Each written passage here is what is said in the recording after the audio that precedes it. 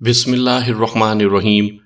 سامعین کرام، آپ سن رہے ہیں اردو کہانی چراغ خانہ، جس کے راوی ہیں ملک صفدر حیات اور اس کو تحریر کیا ہے حسام بٹ نے۔ آپ سن رہے ہیں اس سلسلے کی پہلی قسط۔ مجھے امید ہے آپ کو میری یہ کاوش بھی پسند آئے گی۔ آپ نے اگر ابھی تک میرا چینل کہانی گھر سبسکرائب نہیں کیا تو ابھی میرے چینل کو سبسکرائب کر کے بیل نوٹیفیکیشن آن کر لیجئے تاکہ آنے والی ہر نئی کہانی کی اطلاع بر وقت آپ تک پہنچ سکے۔ آپ کی اطلاع کے لیے عرض کرتا چلوں کہ اس سلسلے کی تمام اقساط بالترتیب سننے کے لیے ڈسکرپشن میں مکمل پلے لسٹ کا لنک موجود ہے۔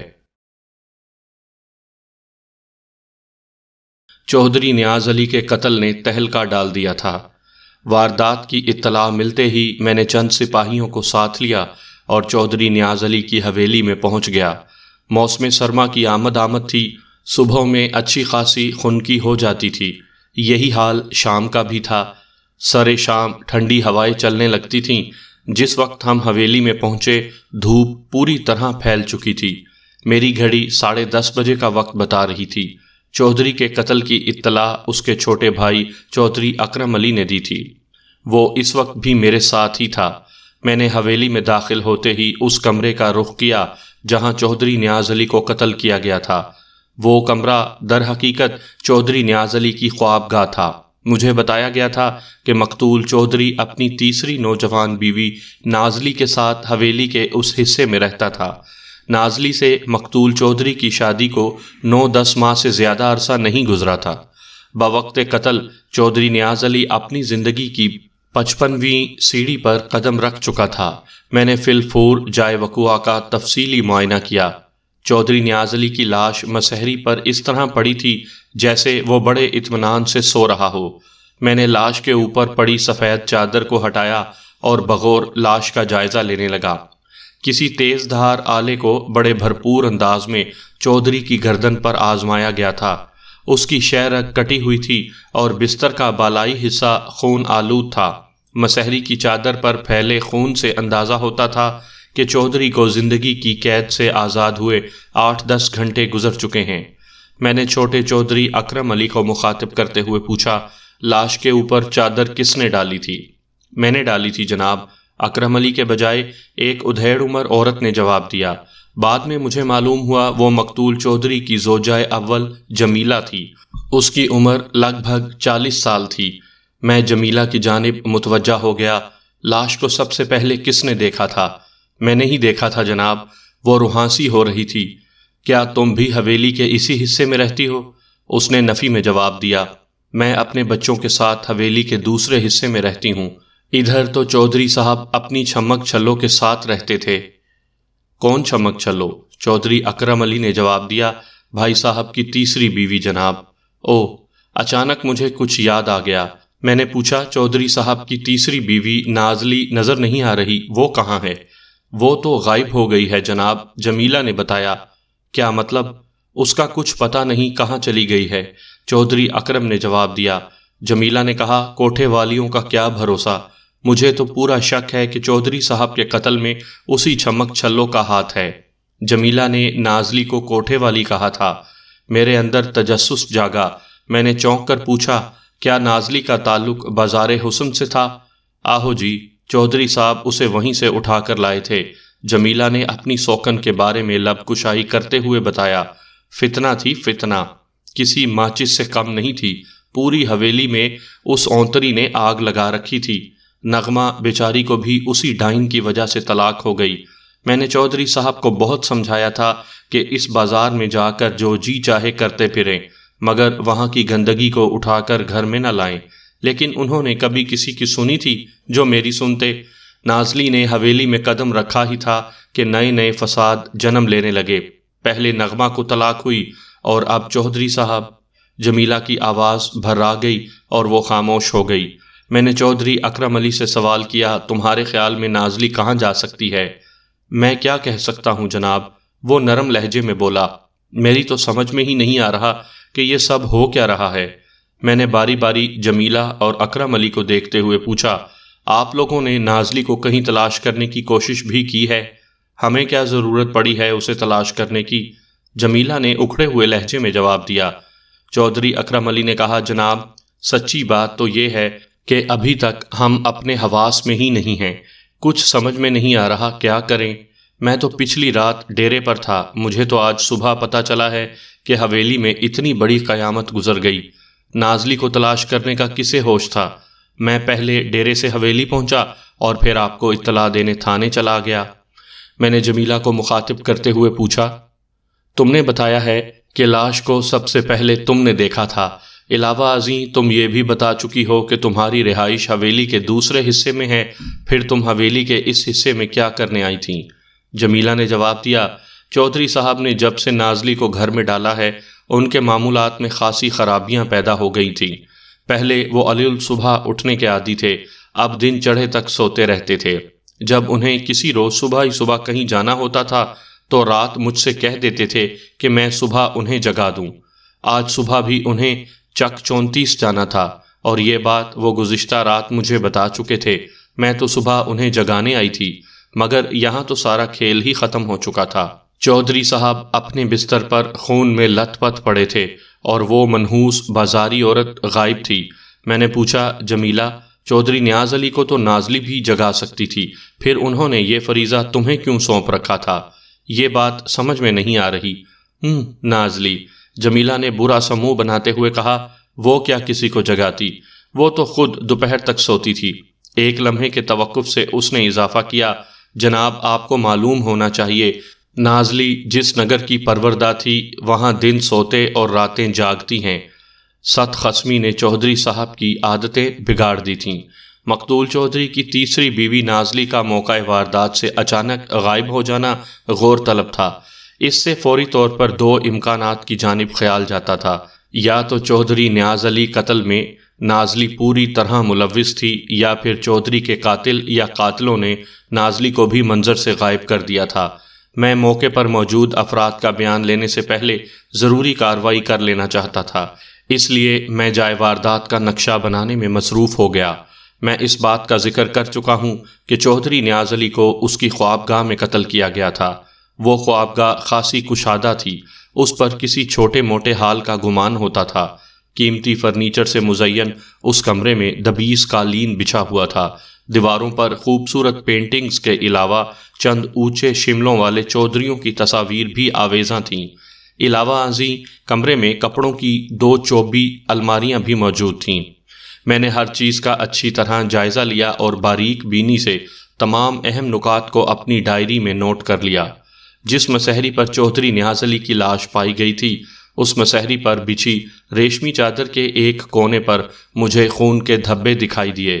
ان دھبوں کو دیکھ کر واضح محسوس ہوتا تھا کہ چادر کے اس حصے سے خون آلود چیز کو پہنچا گیا تھا۔ ایک بات یقینی تھی کہ قاتل نے چودھری نیاز علی کو موت کے گھاٹ اتارنے کے بعد آلہ قتل کو مسہری کی چادر سے صاف کیا تھا۔ موقع واردات اور لاش سے متعلق ضابطے کی کارروائی مکمل کرنے کے بعد میں نے لاش کو ضلع ہسپتال بھجوا دیا تاکہ پوسٹ مارٹم کے مراحل طے ہو سکیں۔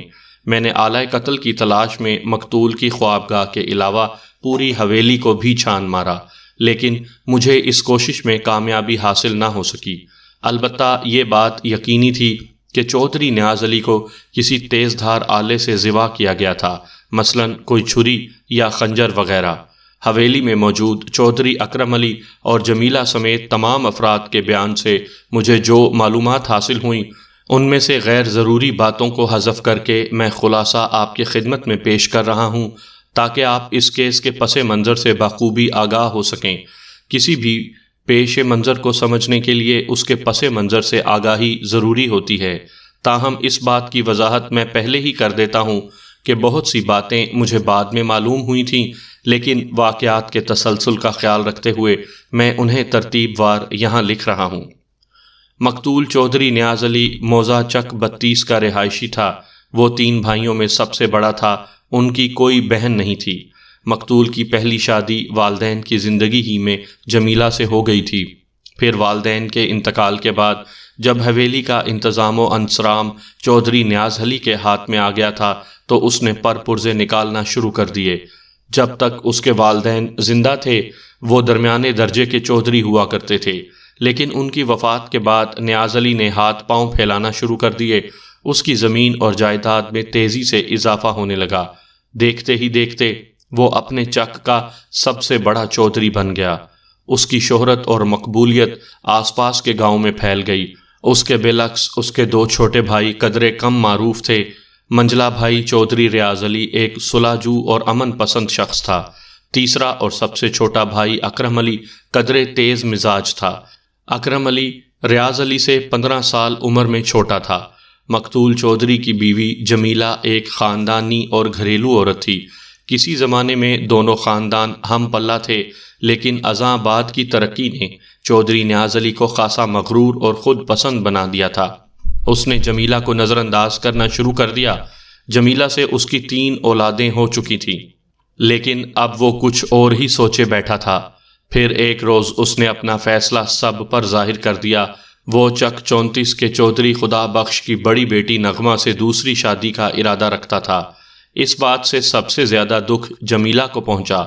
وہ زبانی کلامی اپنا احتجاج ریکارڈ کرواتی رہی، لیکن خود سر چودھری من مانی سے باز نہ آیا، اور نغمہ ایک روز جمیلہ کی سوکن کے روپ میں حویلی میں داخل ہو گئی۔ جمیلہ اس پوزیشن میں نہیں تھی کہ کھلم کھلا چودھری کی مخالفت کرتی۔ وہ چودھری کو چھوڑنے کا تصور بھی نہیں کر سکتی تھی، لیکن اگر جمیلہ کوئی ضد یا غصہ دکھاتی یا کسی قسم کا کوئی شدید مطالبہ کرتی تو چودھری اسے چھوڑنے میں ذرا بھی دیر نہ لگاتا۔ جمیلہ چودھری کے مزاج اور تیوروں سے بخوبی واقف تھی، سو اس نے سوکن کی بھاری سل کو توہن و کراہن سینے پر جما لیا۔ اس کے سوا کوئی چارہ بھی تو نہیں تھا۔ چودھری نیاز علی اپنے حیثیت کے مطابق خاندان میں شادی کر کے بہت خوش تھا۔ نغمہ نے چودھری کے 2 بچوں کو جنم دیا۔ کچھ ہی عرصے کے بعد چودھری نیاز علی نے اپنے چھوٹے بھائی ریاض علی کی شادی اپنی سالی سلمہ سے کروا دی۔ نغمہ اور سلمہ صرف 2 ہی بہنیں تھیں۔ ان کے 3 بھائی تھے۔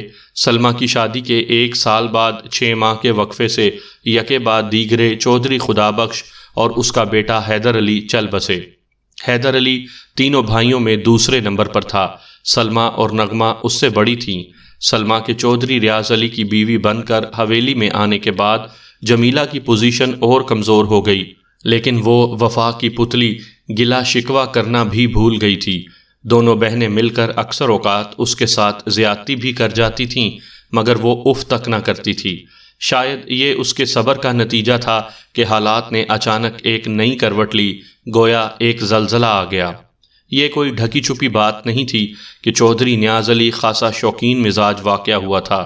وہ اپنے ذوق و شوق کی تسکین کے لیے اکثر و بیشتر اس بازار میں بھی جایا کرتا تھا۔ پھر اس بازار کی ایک چیز میں اس کا دل اٹک کر رہ گیا۔ یہ اس وقت کی بات ہے جب منجلے چودھری کی شادی کو 5 سال کا عرصہ گزر چکا تھا اور اس کے یہاں 2 بچیاں پیدا ہو چکی تھیں۔ چودھری نیاز علی کی غیر نصابی سرگرمیاں تو دونوں بیویوں کے علم میں تھیں اور وقتاً فوقتاً اسے روکتی ٹوکتی بھی رہتی تھیں، بلکہ چھوٹی بیوی نغمہ تو اس سلسلے میں خاصا سخت رویہ بھی اختیار کرتی تھی، کیونکہ وہ بھی ایک بڑے چودھری خاندان سے تعلق رکھتی تھی اور اسے اپنی حیثیت اور خاندانی برتری کا بھی احساس تھا۔ لیکن چودھری نے دل میں جو ٹھان لی تھی اسے عملی جامہ پہنا کر ہی رہا۔ جب نغمہ کو یقین ہو گیا کہ چودھری اس پر سوکن لانے کا پکا فیصلہ کر چکا ہے تو اس نے ایک ہنگامہ کھڑا کر دیا۔ میں اس طوائف زادی کو اس حویلی میں قدم بھی نہیں رکھنے دوں گی۔ ایک رات اس نے چودھری نیاز علی سے کہا۔ چودھری نے اسے سمجھانے کے انداز میں کہا، مجھے تم سے اس بے وقوفی کی امید نہیں تھی نغمہ، تو کیا میں پھولوں کے ہاروں سے اس کا استقبال کروں؟ بے شک تم ایسا نہ کرو، لیکن ہنگامہ بھی تو نہ مچاؤ۔ واہ واہ، نغمہ نے استہزائیہ لہجے میں کہا، یہ خوب پٹی پڑھا رہے ہیں آپ مجھے، چلو پٹی ہی سمجھ کر پڑھ لو۔ ہرگز نہیں، وہ قطعیت سے بولی۔ دیکھو نغمہ، میں نے کبھی تمہیں کسی قسم کی کمی محسوس نہیں ہونے دی۔ چودھری نیاز علی نے معتدل لہجے میں کہا، تم اپنی ضد سے باز آ جاؤ، بے جا مجھ سے بحث نہ کرو۔ نغمہ نے تیز لہجے میں کہا، پہلی بات تو یہ کہ آپ کو یہ تسلیم کرنا پڑے گی کہ میں خواہ مخواہ آپ سے بحث نہیں کر رہی ہوں۔ میری ضد بجا ہے، میں اپنے حق کے لیے شور مچا رہی ہوں۔ یہ ہر عورت کا حق ہے۔ اور جہاں تک کمی محسوس نہ کروانے کا سوال ہے تو یہ بات آپ بھی اچھی طرح جانتے ہیں کہ میں ایک کھاتے پیتے گھرانے سے تعلق رکھتی ہوں۔ مجھے ماں باپ کے گھر میں بھی کسی چیز کی کمی کبھی محسوس نہیں ہوئی۔ میں تمہاری بات مانتا ہوں، چودھری مصلحت آمیز لہجے میں بولا، مگر تمہاری یہ حق کے لیے شور مچانے والی بات مجھے پسند نہیں آئی۔ اس میں ناپسندیدگی کی کون سی بات ہے؟ چودھری نے ٹھہرے ہوئے لہجے میں کہا، تم جس حق کے حصول کے لیے زور مار رہی ہو وہی حق ماضی میں تم نے بھی ایک عورت سے چھینا تھا۔ تم اس بات کو کیوں فراموش کر رہی ہو؟ مجھے ایک ایک بات یاد ہے چودھری صاحب، نغمہ نے پر اعتماد لہجے میں جواب دیا۔ میں نے از خود کسی کے حق پر ڈاکہ نہیں ڈالا تھا، اس میں میرا کوئی قصور نہیں تھا، سب کچھ آپ کی اور ابا جی کی مرضی سے ہوا تھا، اب بھی سب کچھ میری مرضی سے ہوگا۔ چودھری نے دھیمے لہجے میں کہا، تم نازلی کو قصوروار نہ سمجھو۔ نازلی نازلی نازلی، نغمہ نے کانوں پر ہاتھ رکھتے ہوئے کہا، اس کا نام سن کر میرا دماغ چکرانے لگا ہے، اگر آپ اپنے ارادے سے باز نہ آئے تو۔ نغمہ نے دانستہ جملہ ادھورا چھوڑ دیا۔ چودھری نے جلدی سے پوچھا، تو تم کیا کرو گی؟ میں کچھ بھی کر سکتی ہوں، مثلاً آپ مجھے جمیلہ کی طرح بے دست و پا نہ سمجھیں۔ ہاں یہ تو مجھے احساس ہے کہ تم جمیلہ کی طرح تعاون نہیں کرو گی۔ وہ بھنا کر بولی، آپ اسے تعاون کرنا کہہ رہے ہیں؟ آپ مجھ پر سوکن لانا چاہتے ہیں اور مجھ سے تعاون کی امید بھی رکھتے ہیں؟ آخر آپ کو مجھ سے ایسی کون سی شکایت ہے جو میرے سینے پر مونگ دلنے کے لیے آپ ایک حرافہ کو حویلی میں لا رہے ہیں؟ کیا میں خوبصورت نہیں ہوں؟ کیا میں نے آپ کے لیے فرزانہ اور عادل کو جنم نہیں دیا؟ کیا کمی ہے مجھ میں؟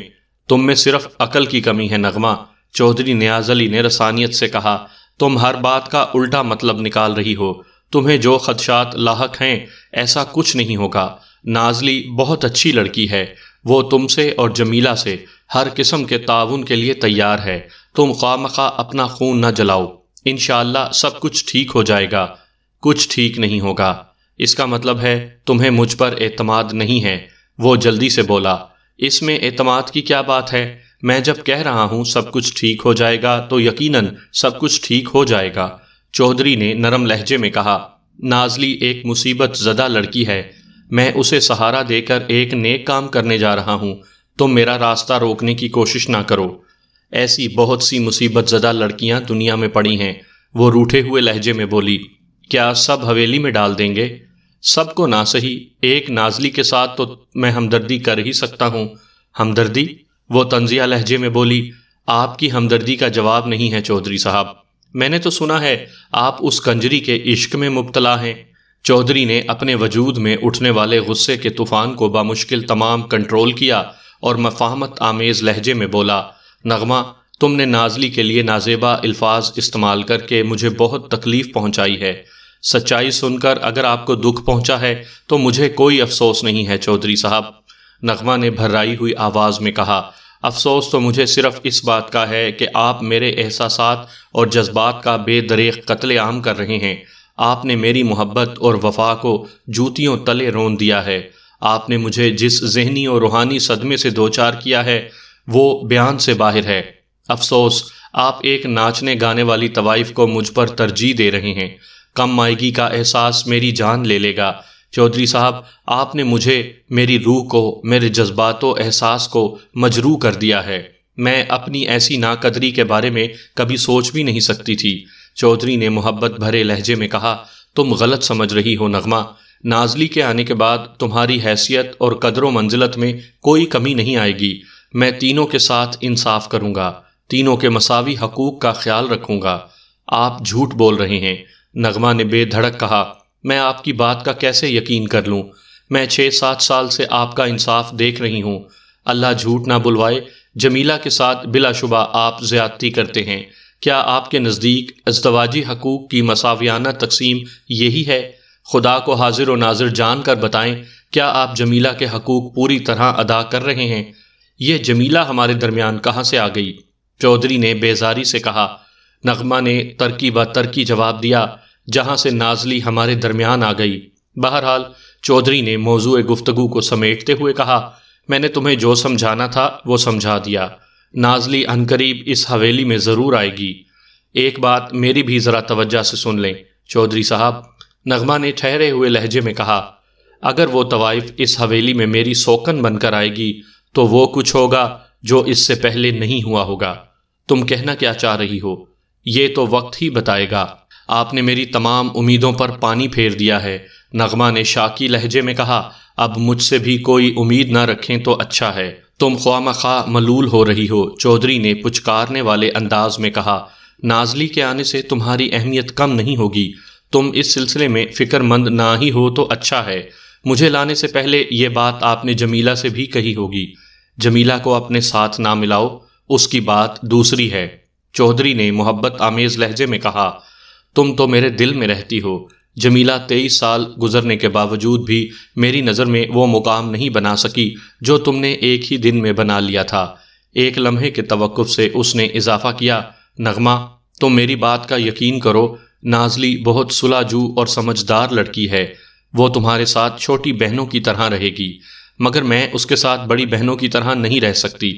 آپ کچھ بھی سمجھ لیں، میں اس بکاؤ مال کو برداشت نہیں کروں گی، نغمہ نے فیصلہ کن لہجے میں کہا۔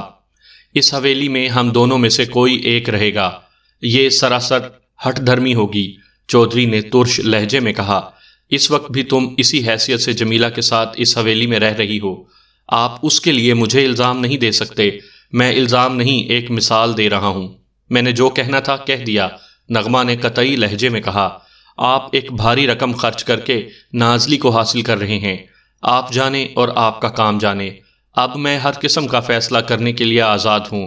چودھری نیاز علی نے پوچھا، یہ بھاری رقم کا تم نے کیا ذکر کر دیا؟ میں جانتی ہوں چودھری صاحب، آپ مجھے بے خبر نہ سمجھیں، نغمہ نے معنی خیز لہجے میں کہا۔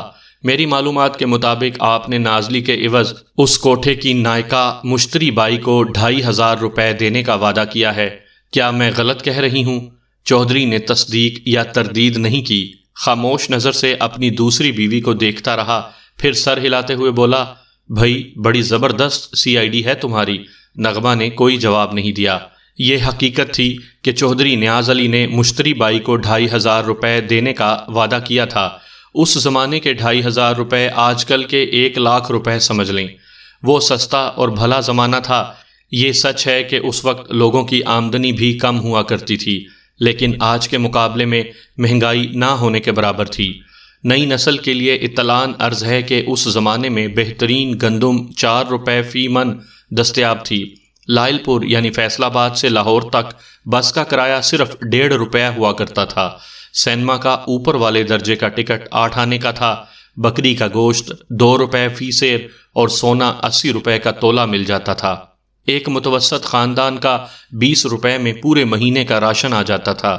اب تو یہ تمام باتیں خواب و خیال ہی ہو کر رہ گئی ہیں۔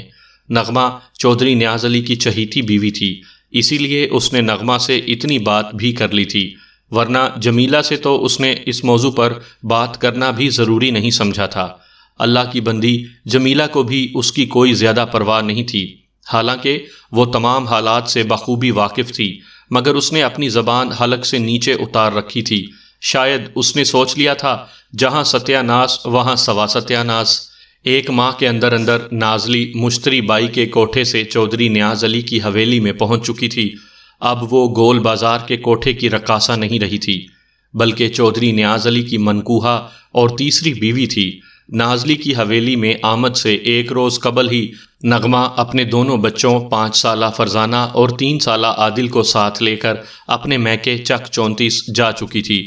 چودھری نیاز علی اپنی بڑی بیٹی کی ہم عمر اپنی نئی نویلی دلہن میں اس قدر مگن تھا کہ اس نے نغمہ کی غیر موجودگی کا کوئی خاص نوٹس نہ لیا۔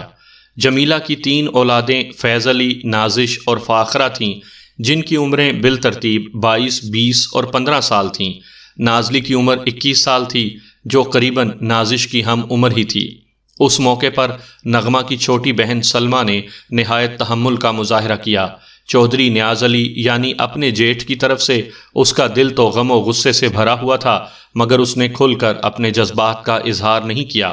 اس نے نغمہ کو جانے سے روکا اور نہ ہی خود کوئی انتہائی قدم اٹھانے کا فیصلہ کیا۔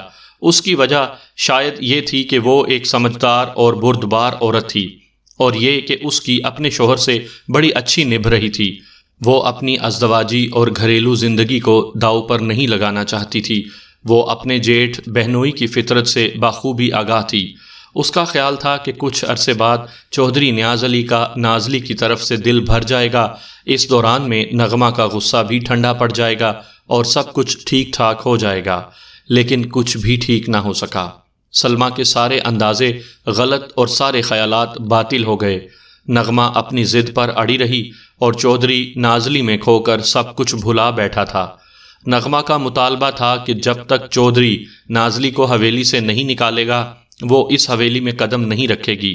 چودھری نے ایک انتہائی فیصلہ کر کے نغمہ کو اپنی زندگی سے خارج کر دیا۔ اس نے نغمہ کو طلاق دے دی تھی۔ اس وقت نازلی کو حویلی میں آئے ہوئے 3-4 ماہ گزر چکے تھے۔ چودھری نیاز علی کے اس فیصلے پر شدید قسم کا رد عمل ظاہر ہوا۔ مرحوم چودھری خدا بخش کی بیوی فضیلت بیگم اور چھوٹا بیٹا سجاول آپے سے باہر ہو گئے۔ ان کے بالعکس نغمہ کا بڑا بھائی خوشی محمد خاصے صبر و تحمل کا مظاہرہ کر رہا تھا۔ چودھرانی فضیلت بیگم سب سے کہتی پھر رہی تھی کہ اگر نغمہ اس حویلی میں نہیں رہی تو سلمیٰ بھی نہیں رہے گی۔ سجاول کو بڑے بھائی خوشی محمد نے بمشکل روک رکھا تھا، ورنہ وہ تو بڑے خطرناک ارادے رکھتا تھا۔ وہ پہلی فرصت میں چودھری نیاز علی اور اس کی نو بیاتہ بیوی نازلی کے ٹکڑے ٹکڑے کر دینا چاہتا تھا۔ سجاول متفقہ طور پر ایک جھگڑالو، خردماغ اور پھڈے باز شخص تھا۔ وہ اپنی ماں کے اس خیال کا بھی حامی تھا کہ سلمیٰ کو اب ایک بھی لمحے کے لیے اس حویلی میں نہیں رہنا چاہیے، جس حویلی کے دروازے اس کی بڑی بہن پر ہمیشہ ہمیشہ کے لیے بند ہو چکے ہیں۔ حویلی کے باہر چودھری نیاز علی کے خلاف غم و غصے کی جو لہر پھیلی ہوئی تھی، چودھری کو اس کی کوئی قطعی پرواہ نہیں تھی۔ وہ نازلی کے حسن و شباب میں ڈوبا ہوا تھا۔ نازلی ناز و ادا کی پتلی تھی۔ وہ جہاں سے اٹھ کر آئی تھی وہاں ناز و ادا کی کمائی ہی کھائی جاتی ہے۔ چودھری تو پہلے ہی اس کے قدموں میں دل ہار بیٹھا تھا، اب اپنا بڑھاپا بھی اس پر نچھاور کر رہا تھا۔ اسے اس بات کا مطلق احساس نہیں تھا کہ حویلی کے دوسرے حصے میں اس کی جوان سال بیٹی نازش بھی رہ رہی تھی، جس کی ماں جمیلہ مسلسل چودھری کی بے اعتنائی اور زیادتی کا شکار ہو رہی تھی۔ نازلی کا نشہ اسے ہوش و حواس سے بیگانہ کیے ہوئے تھا۔ چودھری کی ہدایت پر نازلی ہر رات دلہن بنتی۔ چودھری بن ٹھن کر اس کی خلوت گاہ کا رخ کرتا۔ خوابگاہ میں شراب پہلے سے موجود ہوتی تھی۔ نازلی تادیر جام بنا بنا کر چودھری کو پیش کرتی رہتی، پھر دونوں ایسے پڑھ کر سوتے کہ دوسرے دن کی ہی خبر لاتے۔ نازلی نے چودھری نیاز کو بھی دن چڑھے تک سونے کا عادی بنا دیا تھا۔ چودھری اور نازلی کے یہی معمولات جاری تھے کہ ایک رات وہ اندوناک واقعہ پیش آ گیا، جس کی دوسری صبح چودھری اپنی خوابگاہ میں مردہ پایا گیا تھا اور اس کی محبوبہ بیوی ندارت تھی۔ پوسٹ مارٹم کی رپورٹ کے مطابق چودھری نیاز علی کی موت 8 اکتوبر کی رات 10 اور 11 بجے کے درمیان واقع ہوئی تھی۔ اس کی موت کا سبب وہ تیز دھار آلہ قتل تھا جس سے اس کی شہ رگ کاٹی گئی تھی۔ مقتول کے معدے میں شراب کی اچھی خاصی مقدار پائی گئی تھی۔ میڈیکل ایگزامینر کے مطابق جب چودھری کی موت واقع ہوئی اس وقت وہ شراب کے نشے میں ڈوبا ہوا تھا۔ شاید یہی وجہ تھی کہ وہ قاتل کے خلاف کوئی قابل ذکر مزاحمت نہیں کر سکا تھا۔ مقتول چودھری نیاز علی کی تدفین کے بعد میں نے اپنی باقاعدہ تفتیش کا آغاز کیا اور مقتول کی حویلی میں پہنچ گیا۔ اس روز وہاں چودھری ریاض علی بمائے اہل و عیال موجود تھا۔ شاید میں ایک بات کا ذکر کرنا بھول گیا ہوں، وقوعہ کے روز چودھری ریاض علی حویلی میں موجود نہیں تھا۔ وہ گزشتہ 4 روز سے بیوی بچوں کے ساتھ سرگودا گیا ہوا تھا اور 1 روز پہلے ہی واپس لوٹا تھا، یعنی اپنے بڑے بھائی کے قتل کے 1 روز بعد، مورخہ 9 اکتوبر کی شام کو۔ میں نے پوچھ تاچھ کا سلسلہ مقتول کی پہلی بیوی جمیلہ سے شروع کیا۔ ہم ایک علیحدہ کمرے میں آ کر بیٹھے تو میں نے کہا، جمیلہ بیگم، کوئی سوال پوچھنے سے پہلے میں یہ کہنا چاہوں گا کہ مجھے بڑے چودھری کی موت کا بہت دکھ ہوا ہے۔ میں آپ کے غم میں برابر کا شریک ہوں، لیکن اپنے فرائض سے بھی مجبور ہوں، اس لیے تمہیں نہ چاہتے ہوئے بھی میرے سوالات کے جواب دینے پڑیں گے۔ اس نے جگر پاش نظر سے مجھے دیکھا اور خاموش رہی۔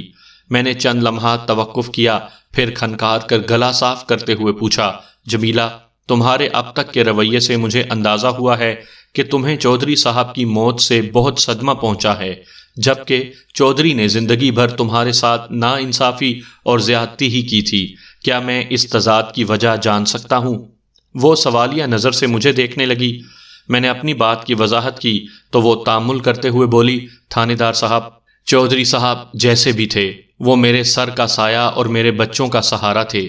ان کی زیادتیوں اور ناانصافیوں، کج ادائیوں سے قطع نظر وہ ہماری اشد ضرورت تھے، اور جناب کسی نہایت ہی ضرورت کی چھن جانے سے متعلقین کو دکھ تو ہوتا ہی ہے۔ جمیلہ کا معصوم اور سیدھا سادہ جواب مدلل اور پر تاثیر تھا۔ وہ حقیقی معنوں میں وفا کی پتلی اور ایک روایتی مشرقی اور شوہر پرست بیوی تھی۔